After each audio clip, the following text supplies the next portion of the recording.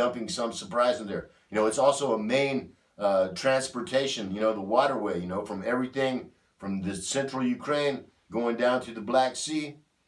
You can't ship grain or lumber or whatever, coal, whatever, down the river if the guys on the other side of the river are going to be shooting at your boats. So, to say Lugansk, Donetsk, Zaporozhye, and Kiev, only fool and traitor would accept that.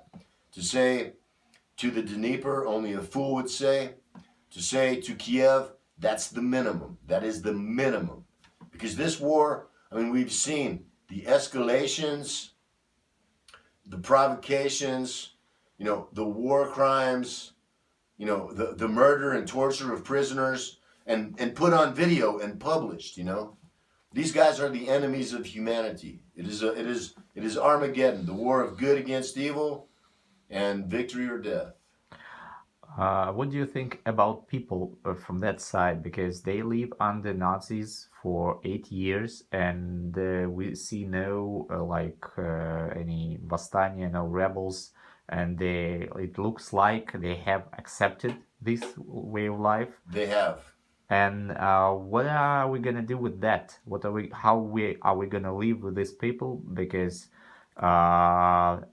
we know that many people from the occupied territories, they move away, they don't want to live with Russia, but many of them still stay, and we will have to live with them. What is your opinion about how we are going to live with them? We can teach them by our example, which is something that I respect about the way that the SMO is going, that we don't destroy the infrastructure, that we take great care, even at the expense of our own soldiers' lives, to not endanger or kill civilians. It's a war between good and evil, so we have to be good. We can't use propaganda. We can't use fake news and lies. We can't torture and murder prisoners and then, put it out on the internet. We can't. We're not terrorists. We are the good guys here. And we teach by example. We teach, we help these people, we show them that they were wrong, but it's very sad, and it's a terrible, terrible problem in the West, in Europe, and especially in the United States. And this is perhaps a nekulturny example, but this is the perfect example.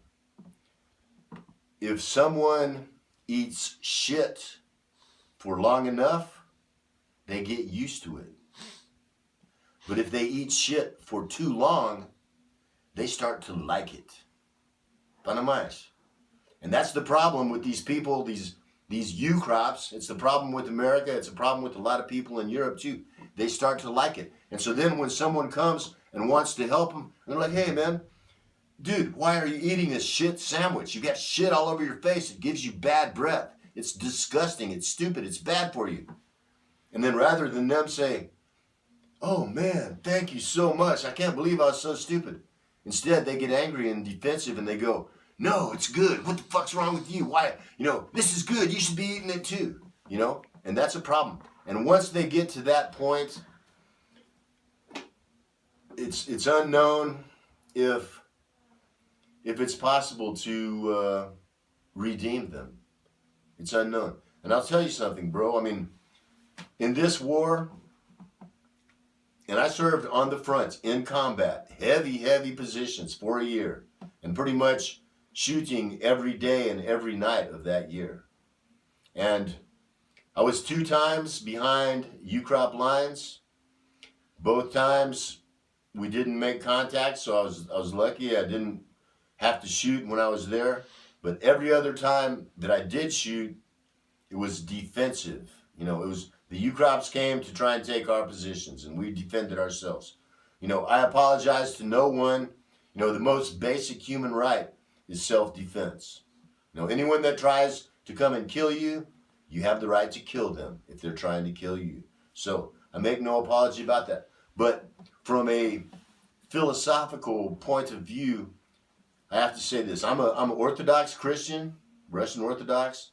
I believe in God. I believe in justice and Judgment Day. and that there's another life after this, and it will be, what the next life will be is based on what we do in this one. And so every Nazi, every war criminal that I have killed, I was putting them out of their misery. I was having mercy on them, because if I didn't kill them, they would just keep putting more and more mortal sins on their soul. So all the sins that they committed before they came and tried to kill me, but I hit them first, they have to pay for those sins. But if I didn't kill them, then they would just keep committing sins. We see these guys, these dudes from Azovstal and Mariupol with, goat head tattoos and pentagrams. That's straight up satanic, And so you put them out of their misery. You protect humanity from those kind of fucking monsters, and at the same time, you protect yourself, and at the same time, you give them less sins that they have to pay for. Uh, you're saying that from that side there are Satanists, and well, actually, they show this. They are not shy, absolutely, and we know that well, Western society uh, thinks about themselves like they are Christian. There are a lot of Christians, but how it comes that they support these Satanists, and are there some people who ask the question, why does it go this way? Why Christians support Satanists, support Nazis, and why does it happen this way? And is there an opportunity, well, that some people will wake up and see something, or they're gonna sleep and Well, I've always been a spiritual man. I've studied Native American religion. I've actually been adopted into the Lakota Indian tribe. I have an Indian name. I know the songs. I know some of the language. It wasn't just that I went and paid $50 and got a piece of paper. I went to the sweat lodge over 100 times, and it was it's not like a sauna. It's like a real spiritual deal, and I've done it over 100 times. I've studied Zen Buddhism. I've read the Bible, the whole thing, absolutely from first to last page, many times. I've read the Quran. I've studied Islam, and